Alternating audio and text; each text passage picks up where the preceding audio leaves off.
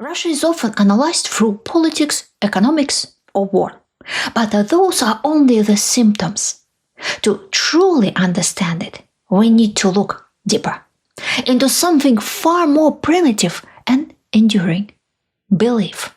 An invisible network of symbols, omens, and rituals still guided how people think, act, and make decisions. Because in Russia, superstition is not folklore, it's infrastructure. It shapes how leaders govern, how soldiers fight, how ordinary citizens interpret fate. This is not a country where magical thinking hides in the shadows. It sits in the boardrooms, the ministries, and even the war rooms. Among the elites, governors, strategists, artists, generals, mysticism is not eccentricity, it's a worldview. Surveys show that 60% of Russians believe, or at least suspect, that witchcraft and unseen forces are real. And when a majority of a nation, including those in power, sees reality as something negotiable with fate, the consequences ripple through everything. I'm Elvira Bary, a writer born in the Soviet Union. In this video, we'll trace how magical thinking became the operating system of Russian life. Here's our roadmap: official religion and traditional beliefs. How Christianity fused with older pre-Christian traditions. The rise of mysticism, from spiritual salons to Rasputin and the empire's collapse. The mystics of the Soviet era.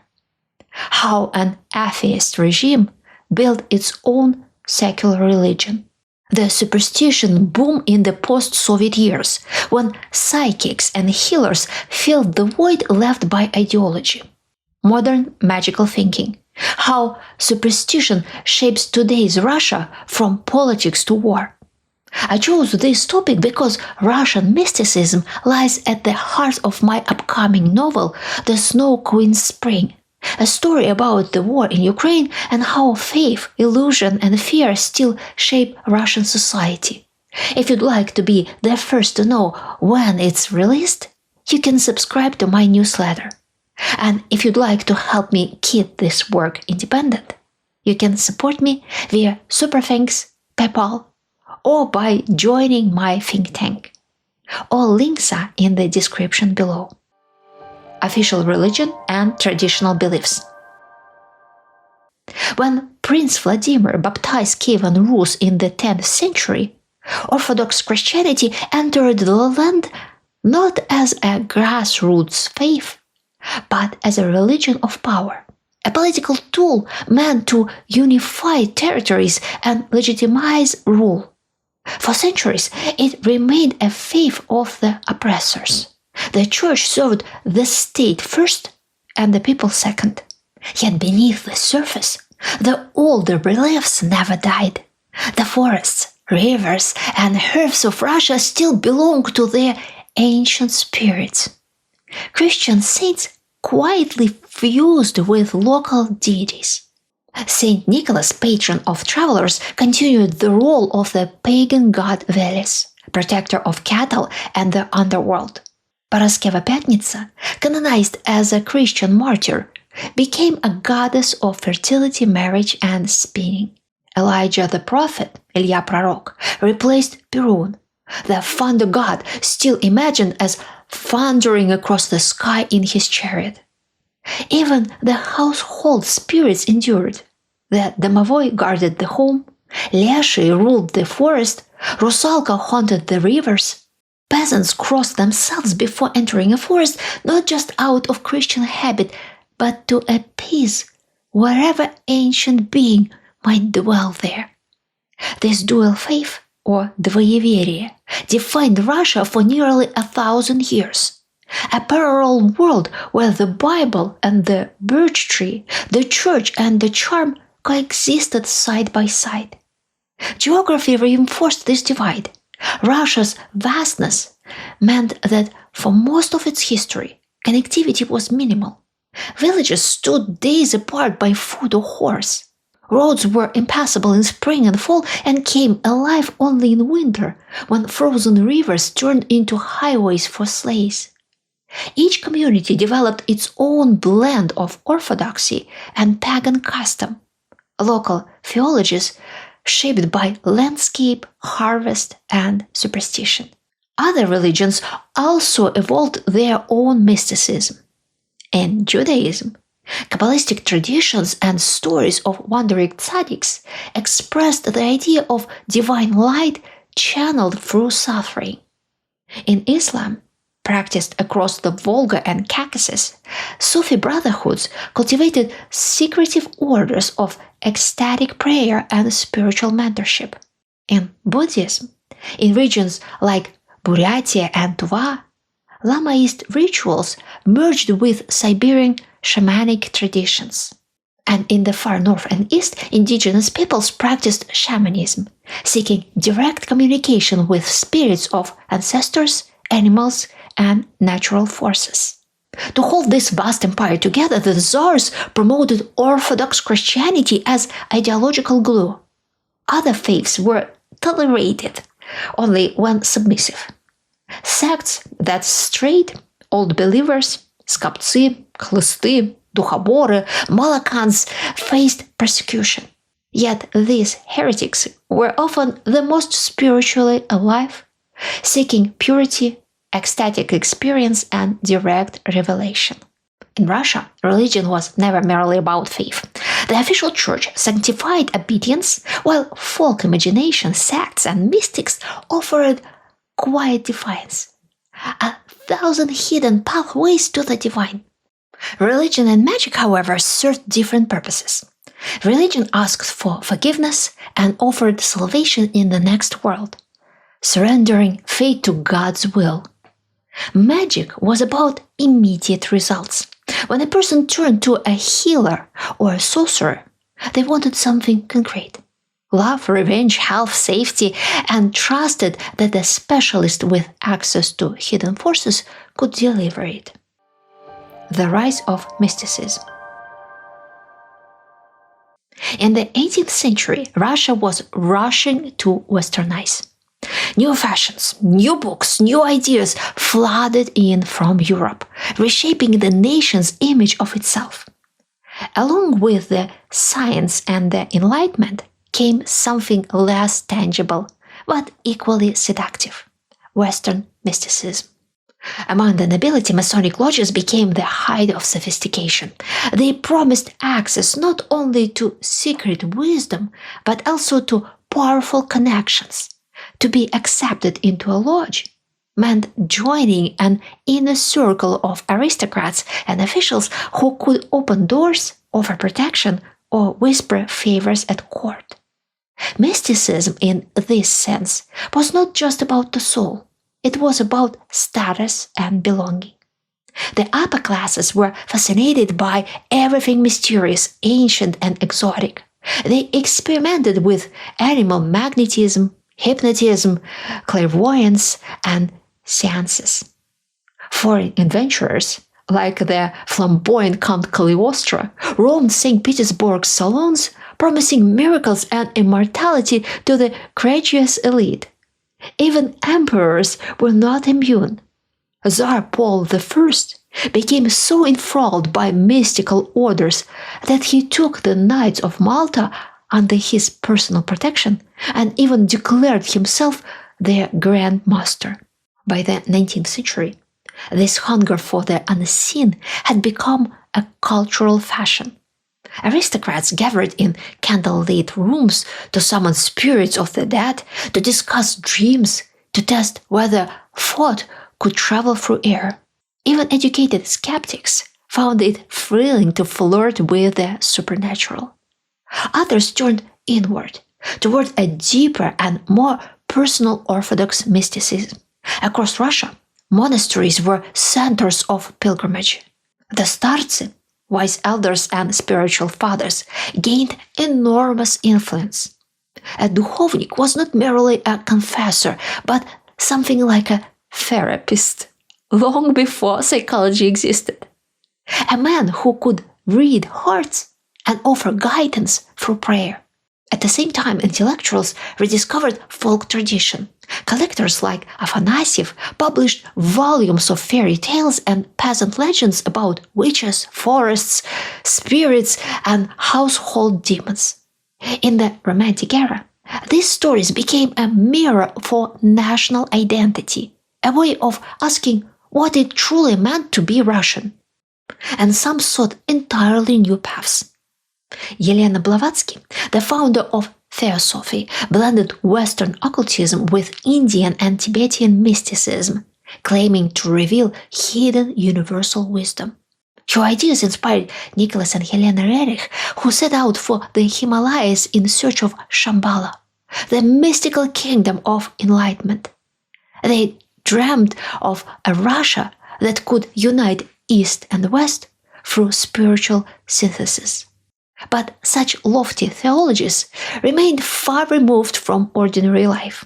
For most people, mysticism served simpler purposes: comfort, excitement, or a sense of control.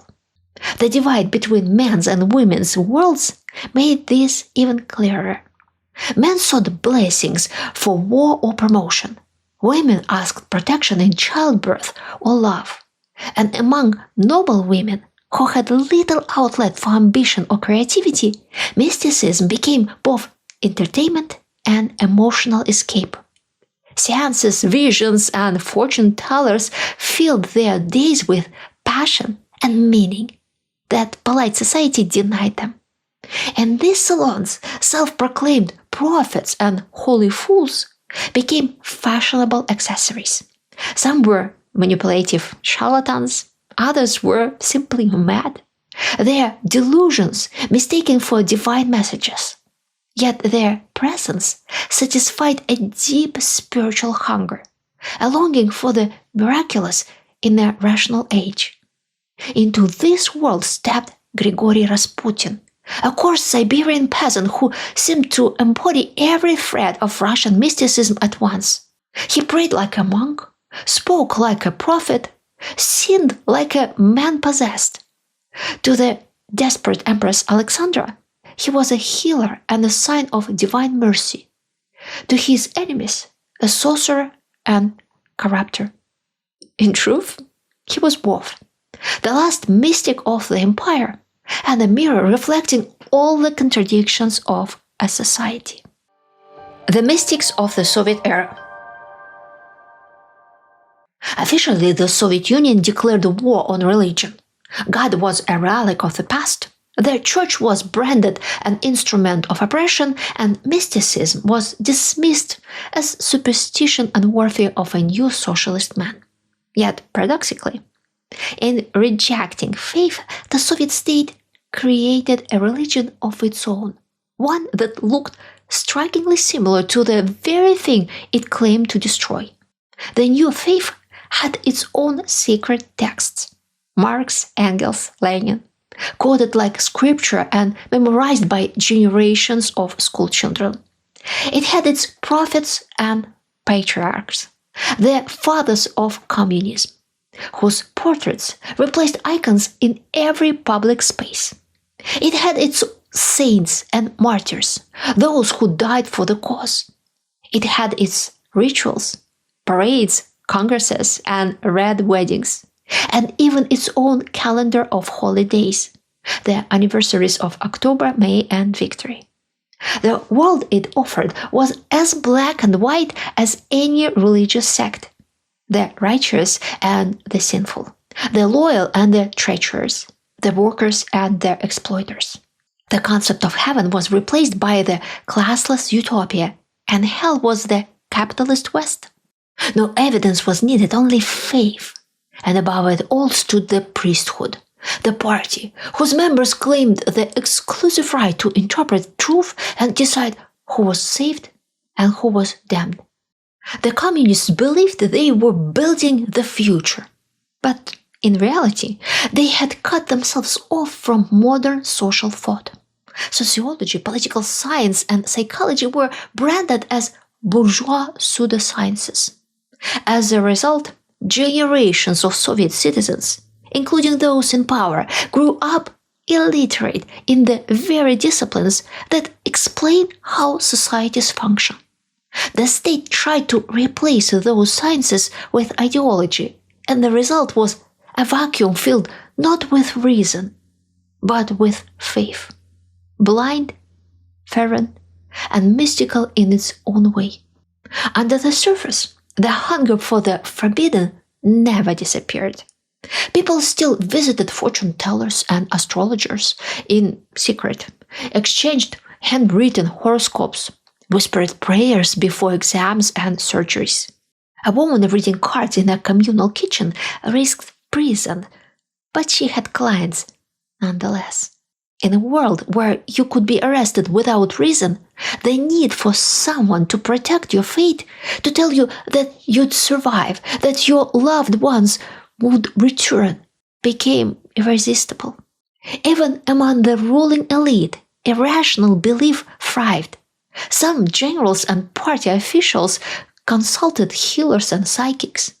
KGB departments funded bizarre research into telepathy, parapsychology, and biofields. Officially, it was for national security, the race to read enemy minds before the CIA could do it. These practices survived well into the 1990s, the superstition boom in the post-Soviet years. When the Soviet Union collapsed, it was not only the economy that fell apart. The entire symbolic order disintegrated. For 70 years, people had been told what to think, what to believe, and what to hope for.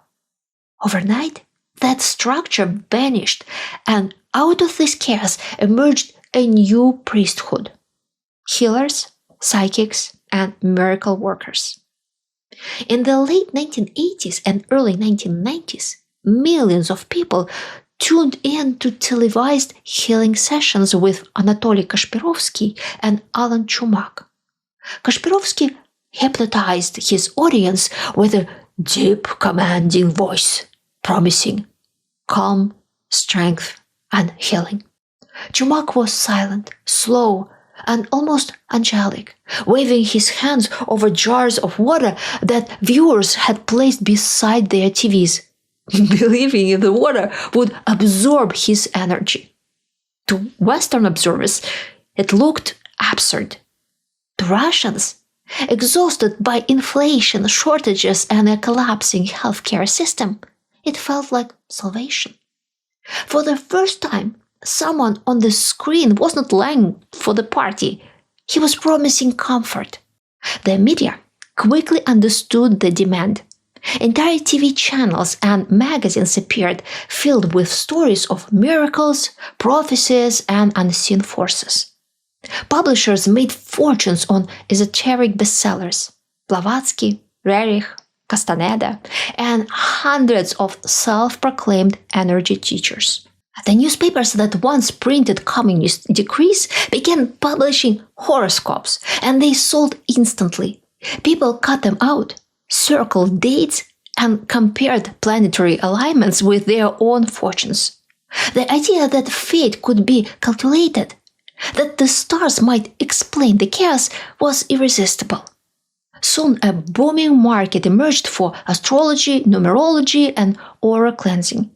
Politicians, actors, and businessmen had private astrologers, some of whom shared space in their clients' lives with Orthodox monks or spiritual fathers. Many sought both, a sign of how blurred the boundaries had become between faith and fantasy. Meanwhile, folk healers, the babki, appeared everywhere. Some were rural women who had whispered charms for generations. Others were entirely self-invented. I personally met two of them. One was a former accountant who simply declared herself a healer and fortune teller. The other was a mad woman who saw angels and devils in her hallucinations. Both had a steady stream of clients. People wanted to believe that someone, anyone, could help them when government and science had failed. One of my subscribers wrote to me, "Where does the interest in mysticism came from?" You remember the late Soviet years. Gray streets, gray faces, gray futures. You want to believe there's another world, maybe a dangerous one, but at last something different. In school, we used to hold spirit seances, candles, half darkness, my grandmother's porcelain saucer moving across cardboard letters. It felt like a real adventure. Alongside the rise of healers and astrologers came another wave. The sudden popularity of martial arts, yoga, and Eastern spiritual practices, often mixed with neuro-linguistic programming and pop psychology. Gyms and dojos filled with men seeking not just fitness, but identity and control. It was a symptom of an acute crisis of masculinity. In a society where traditional male roles had collapsed and no new ideas emerged, many tried to rebuild a sense of strength and purpose through rituals of discipline, breathing, and mental reprogramming. This mixture of rationality and mysticism became the new normal. Life divided itself into two zones. In the traditional zone, people worked, did accounting, used computers. In the irrational zone, they discussed karma, intuition, and fate.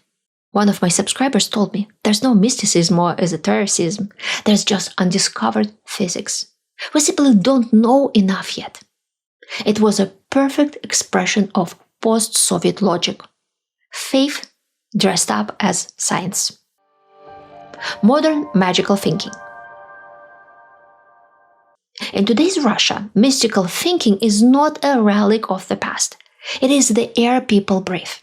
The idea that we will never know the whole truth has become a national philosophy. It applies equally to politics, business, and everyday life. Who started the war in Ukraine? Why did that plane fall? Why are corrupt officials arrested if all of them were appointed by the same leaders? We'll never know, people say. And by doing so, they move everything into the realm of the unknowable, a world ruled by invisible forces rather than human responsibility. When everything is mysterious, no one is to blame. And this attitude didn't appear by chance. It was cultivated by the elites themselves, who are deeply drawn to mysticism. Among them, it's not just tolerated. It's fashionable, even a ticket into the club. Politicians, celebrities, businessmen, all the professions where luck and danger are inseparable, are especially prone to superstition. Soldiers, police officers, actors, and even criminals share this same psychological pattern. When your life can change in a second, you start looking for higher protection. In the upper circles, mysticism thrives because sudden wealth, born from oil prices and chance rather than effort, feels like a miracle. If prosperity came to you out of nowhere, it must mean that fate has chosen you. The conclusion follows naturally. If the higher powers have selected you, your duty is to understand their will and keep them pleased. Even Putin sees himself as a man of supernatural luck. For 2 decades, everything seemed to go his way. Oil prices rose, rivals vanished, and disasters somehow bypassed him. But after 2020, that luck cracked. The pandemic, falling ratings, volatile energy markets, and the war that refuses to end on his term. Instead of admitting mistakes, the system sought explanations in dark forces, betrayals, curses, and enemy sorcery. This paranoia explains the bizarre treatment of the Yakut shaman Alexander Gabyshev, who set out on foot to exorcise Putin from the Kremlin. I have a video on this topic. Check it out. The state reacted not with laughter but fear. Gabyshev was arrested and confined to a psychiatric ward. The reaction revealed how fragile the belief system really is. In a world governed by magical logic, a lone shaman walking down a Siberian road becomes a national threat. Across all levels of power, visiting psychics, fortune tellers, and energy specialists has become routine. Officials come for three reasons: to learn the future, to recharge, and to shield themselves from evil influences. Each new wave of arrests only fuels that anxiety, convincing them that invisible forces decide the fate. Uncertainty has become the country's default setting. The war drags on, and no one believes official explanations anymore. Both sides, those who want peace and those who want victory, are equally dissatisfied. When logic fails, mysticism steps in. Russians spend billions yearly on spiritual services. Corporations hire fortune tellers for New Year parties, half in jest, half in hope that someone might glimpse a better future. This magical worldview extends beyond the esoteric into the technological. The elite obsession with biohacking, injections, gene therapy, blood plasma rejuvenation is essentially modern alchemy, a desperate search for the elixir of life. Vast sums are poured into longevity science by the same aging rulers who once mocked religion. They do believe they can outsmart death with enough money, data, and supplements. The tragedy is that education has been stripped of its rational foundation. Philosophy, sociology, and political science, the disciplines that teach people how to think, have been hollowed out or turned into propaganda. Independent scholars are branded as foreign agents, while those who glorify war crimes are celebrated. This is not just an intellectual decay. It is a spiritual sickness. A society that replaces reason with superstition loses its immune system. It becomes vulnerable to manipulation, to fear, to any voice that promises secret knowledge. Can it be healed? Not by censorship and not by mocking belief. The cure is the slow rebuilding of trust in knowledge, teaching people to ask questions, recognize patterns, and compare sources. Restoring the humanities, history, philosophy, psychology, is the only true exorcism. In your own world, business, government, the military, church, or even your family, have you ever watched a leader choose ritual, superstition, or a guru over data and expertise? What was the cost? And what finally changed their mind, if anything? I'd love to hear your story. Thank you for watching and thinking deeply with me. If you want more work like this, subscribe and join my newsletter to hear first about my novel, The Snow Queen's Spring. And if you'd like to keep this channel independent, you can support via Super Thanks, PayPal, or by joining my think tank.